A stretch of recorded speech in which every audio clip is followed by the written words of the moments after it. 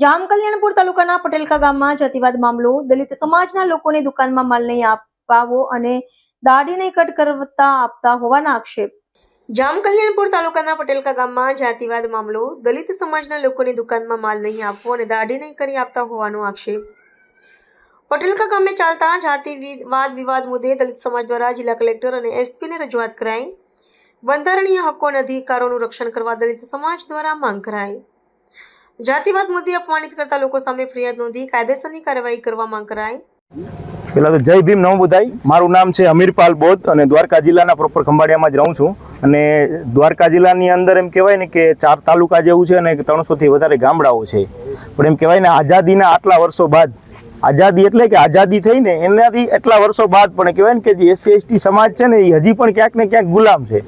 તો એનો તાજેતરનો દાખલો આ દ્વારકા જિલ્લાનું પટેલકા ગામનું આ કહેવાય ને કે કલ્યાણપુરનું પટેલકા ગામ કે ભાઈ આખા ગામે ભેગા મળી અને બહિષ્કાર કર્યો. પણ છતાં અમારી માનવતા એટલી બધી છે કે અમે એ લોકોને કાયદા વિરુદ્ધ અમારે કંઈ કરવું નહોતું. અમે અમારા સમાજના આગેવાનો મળી અને 7 તારીખે એક આયોજન કર્યું કે ભાઈ આવું બધું બંધ થાય એના માટે સમાજના લોકોને, જે અન્ય સમાજના લોકોને સમજાવવું. પણ એ લોકોએ શું કર્યું ખબર છે? ઉલટાનું કહેવાય ને કે સાહેબ વડીલ ન કહ્યું ચોર છે ને ઉસકો ડાટે એવું કહે ને. એટલે કહેવાનો મતલબ શું છે કે એક તો ચોરી કરી ભાઈ સીના ચોરી એવી વાત કરીએ ને. અમુક છે ને એ સમાજના મૂર્ખાઓ આગેવાનો, સ્પષ્ટ શબ્દ કહું કે મૂર્ખાઓ, એ મૂર્ખાઓએ ભેગા મળીને એવું કીધું કે આ છે ને કે આ ટૂંકમાં ગામમાં આવું કંઈ થતું નથી.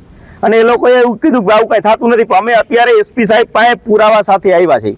અને જે લોકો એવું કહે છે ને કે થતું નથી એના પણ પુરાવા છે. અને એ ગામમાં એવું બધું થાય છે એટલે જ અમે એટલા લોકો બધા અમારું કામ ધંધો મજૂરી મૂકીને આવ્યા છે. પણ એ લોકોએ એવું ખોટું કરી અને માહોલ આખો દોડવાનું કામ કર્યું છે. એટલે એ બધા વિરુદ્ધ છે ને FIR થાય એવી અમને બાંહેધરી SP સાહેબે આપી છે અને કલેક્ટર સાહેબે કીધી છે. ભાઈ અમે છે ને કોઈ રજૂઆત કરવા અત્યારે આવ્યા નથી. અમારી તમે છે ને એટલી માંગ છે કે અમારી તમે FIR લઈ લ્યો એ બધા વિરુદ્ધ. કેમ કે આ જો જિલ્લાનો માહોલ અમે દોડવા નથી માંગતા. અમે બધા એવો વર્ગ છે કે અમારા બાપ દાદાએ કાયદા બનાવ્યા છે. તો અમે કાયદા તોડવા માટે નથી આવ્યા, બરાબર? અમે કાયદાનું પાલન કરીએ છીએ. એટલે SP સાહેબ અને કલેક્ટર સાહેબ પાસે રજૂઆત કરવા માટે આવ્યા છે કે સાહેબ બે હાથ જોડીને નમ્ર વિનંતી છે અમારી છે ને તમે અરજી લઈ લ્યો ને આ લોકો વિરુદ્ધ FIR લઈ લ્યો. નગર અમારી કોમ છે ને જો કાયદો તોડવામાં નીકળશે ને તો ભીમા કોરેગાંવનો ઇતિહાસ પણ છે. કેટલા બધો મનુવાદી નીચ માનસિકતા બ્રાહ્મણોને કાપી નાખ્યા એવો મારો જૂનો ઇતિહાસ છે. પણ અમે હથિયાર ઉપાડવા નથી માંગતા. એટલે પોલીસને જાહેરમાં વોર્નિંગ કહો તો વોર્નિંગ, જે કહો યા કાગળિયાના માધ્યમથી, કાયદાના માધ્યમથી અમે હાથ જોડીને નમ્ર વિનંતી કરીએ છીએ કે આવનારા સમયમાં જો દ્વારકા જિલ્લાના એકેય ગામમાં આવો પ્રશ્ન થશે ને તો એની તમામ જવાબદારી SP સાહેબ અને કલેક્ટર સાહેબની રહેશે. જય ભીમ નમો બુધાઈ. મારું નામ ચાવડા રામભાઈ રાણાભાઈ, ગામ પટેલકા, તાલુકો જામ કલ્યાણપુર, જિલ્લો દેવભૂમિ દ્વારકા. અમે વર્ષોથી અમારા બાપ દાદાનું ગામ છે. ગામને આઝાદી મળી ત્યારથી અમારા પ્રશ્નો છે વાળને બાલદાઢી કરવાના.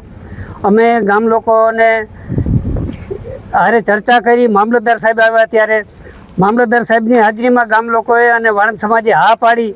છતાં પણ પાછળથી એને દુકાનો બંધ કરી અને ગામનો સહકાર લઈ અને ગામના આગેવાનોએ એવું નક્કી કર્યું કે કોઈ એ દુકાન ખોલવી નહીં અને બાલદાઢી કરવા નહીં, દુકાનની અંદર પ્રવેશ કરવા દેવો નહીં, રિક્ષાઓમાં બેસાડવા નહીં અને કોઈએ મજૂરી કામે કરવાના નહીં.